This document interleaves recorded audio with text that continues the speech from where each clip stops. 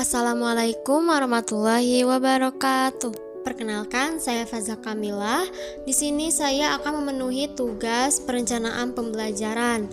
Pada kesempatan kali ini saya akan membahas topik yaitu membandingkan kurikulum KTSP, kurikulum 2013 dan juga kurikulum Merdeka. Langsung saja kepada materinya. Yang pertama yaitu pengertian. KTSP adalah pemikiran modern dalam perkembangan kurikulum yang menyerahkan kemandirian terhadap suatu pendidikan dan keterlibatan kolaboratif, serta memperlancar teknik pembelajaran di sekolah.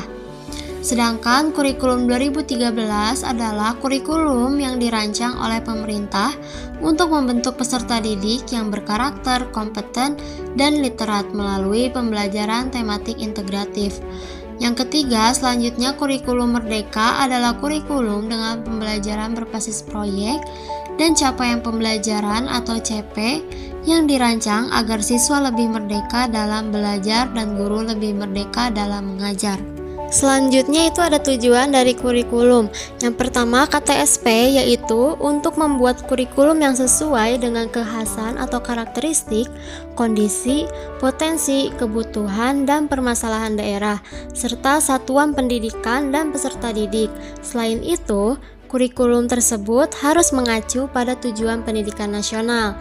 Nah, kalau Kurtilas itu membentuk peserta didik yang berkarakter, berpengetahuan, dan berakhlak mulia, keseimbangan sikap, pengetahuan, dan juga keterampilan.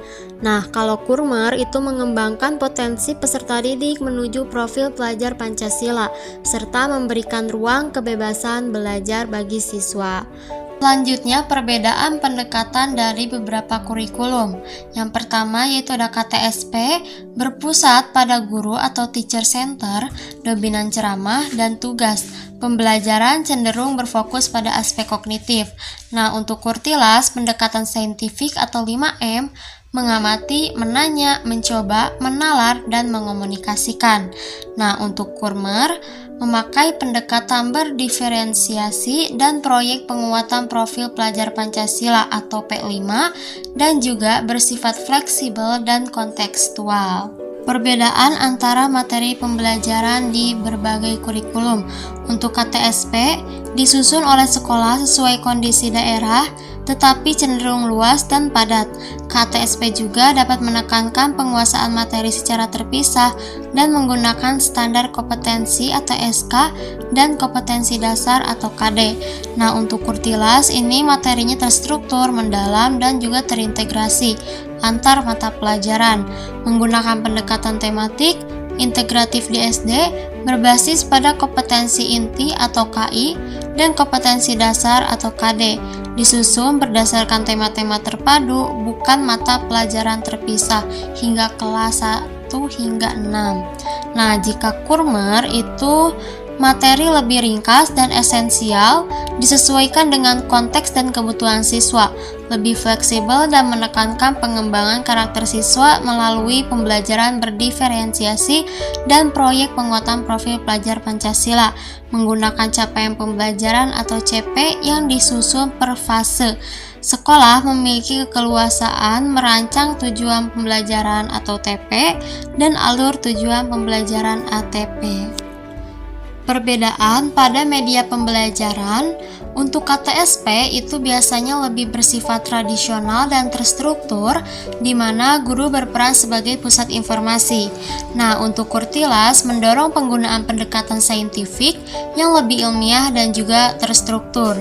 Untuk Kurmer itu menggunakan pembelajaran berbasis proyek untuk pengembangan soft skill dan karakter dengan penekanan pada fleksibilitas. Perbedaan peran kurikulum. Kurikulum KTSP itu sebagai perancang kurikulum di tingkat sekolah dan pelaksanaan utama, menyusun pembelajaran yang kontekstual dan kolaboratif. Sedangkan untuk kurikulum 2013 yaitu sebagai fasilitator pembelajaran ilmiah dan karakter, menjadi fasilitator dalam proses berpikir kritis dan juga reflektif. Dan untuk kurikulum Merdeka itu sebagai penggerak dan pendamping proses belajar, bukan hanya sekedar pengajar, juga menumbuhkan lingkungan belajar yang inspiratif dan juga aman. Selanjutnya itu ada fokus pembelajaran pada setiap kurikulum. KTSP fokus pada penguasaan materi pelajaran dan kompetensi yang ditentukan secara standar nasional. Untuk Kurtilas itu pencapaian kompetensi akademik seperti pengetahuan, keterampilan, dan juga sikap melalui pendekatan saintifik terstruktur. Dan untuk Kurmer itu pengembangan potensi siswa sesuai minat dan bakat, pengembangan karakter, dan juga soft skill. Selanjutnya yaitu membandingkan penilaian. Untuk KTSP itu berorientasi pada hasil akhir atau output, fokus pada penguasaan pengetahuan atau kognitif. Tes tertulis menjadi alat ukur utama penilaian dilakukan untuk menentukan nilai rapor dan kenaikan kelas. Nah, kalau Kurtilas itu bersifat otentik, artinya menilai proses dan hasil belajar berorientasi pada kompetensi sikap, pengetahuan, dan juga keterampilan. Dilengkapi dengan deskripsi kualitatif dalam rapor, bukan sekedar hanya angka. Nah, kalau Kurmer itu penilaian lebih fleksibel, berpusat pada siswa dan menghargai kreativitas, melibatkan penilaian berbasis kompetensi, portofolio, dan juga proyek. Nah, selanjutnya yaitu ada kelebihan dan kekurangan dari beberapa kurikulum. Yang pertama itu ada kurikulum KTSP 2006. Kurikulum tingkat satuan pendidikan atau KTSP memiliki kelebihan karena memberikan otonomi yang luas kepada sekolah untuk menyesuaikan kurikulum dengan kebutuhan siswa dan konteks lokal. Kurikulum ini juga mendorong kreativitas guru serta dapat mengurangi beban belajar siswa. Namun, KTSP juga memiliki kekurangan seperti potensi ketidakmerataan kualitas antar sekolah akibat perbedaan kemampuan dalam menyusun kurikulum. Selain itu, masih banyak guru yang belum memahami KTSP secara mendalam dan kurangnya pedoman yang jelas dari pusat menyebabkan pelaksanaannya kurang sistematis. Selanjutnya yaitu kurikulum 2013 atau Kurtilas yang memiliki kelebihan karena mengutamakan pendekatan saintifik dan penilaian autentik yang menekankan pengembangan karakter serta kompetensi siswa secara terpadu. Kurikulum ini juga berfokus pada pembelajaran yang aktif, kreatif, dan berpusat pada siswa. Namun, dalam penerapannya masih banyak sekolah yang menggunakan metode pembelajaran konvensional. Guru juga harus seringkali belum siap secara mental dan belum memahami kurikulum dengan baik, serta kurang dilibatkannya dalam proses penyusunan kurikulum, sehingga pembelajaran belum optimal. Nah, yang terakhir yaitu kurikulum merdeka atau Kurmer. Kurikulum merdeka memiliki kelebihan karena lebih sederhana dan mendalam, dengan materi yang tidak terlalu padat. Kurikulum ini juga bersifat fleksibel, serta memberikan ruang bagi siswa untuk belajar sesuai dengan minat dan bakatnya melalui pendekatan berbasis proyek.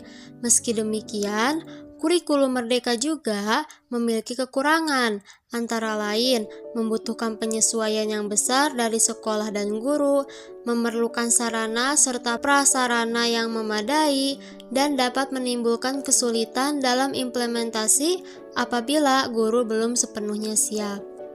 Nah, jadi kesimpulan dari membandingkan kurikulum KTSP, Kurtilas, dan juga Kurmer yaitu bahwa perkembangan kurikulum di Indonesia menunjukkan perubahan menuju pembelajaran yang semakin berpusat pada peserta didik. Kurikulum tingkat satuan pendidikan atau KTSP menekankan kemandirian sekolah dan guru dalam menyusun kurikulum sesuai kebutuhan lokal, namun masih berorientasi pada hasil akhir dan cenderung berpusat pada guru. Sedangkan untuk kurikulum 2013 atau Kurtilas itu memperkenalkan pendekatan saintifik dan integrasi karakter, tetapi penerapannya masih terbatas oleh kesiapan guru. Sementara itu untuk kurikulum merdeka atau Kurmer menjadi langkah paling maju dengan memberi kebebasan bagi guru dan siswa melalui pembelajaran berbasis proyek, diferensiasi, serta penguatan profil pelajar Pancasila.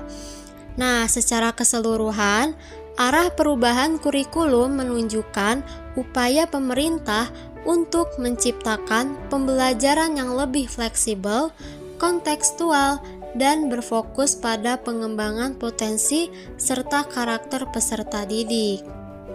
Baik, mungkin cukup sekian pembahasan dari saya mengenai perbandingan antara kurikulum KTSP, Kurtilas, dan juga Kurmer. Terima kasih. Wassalamualaikum warahmatullahi wabarakatuh.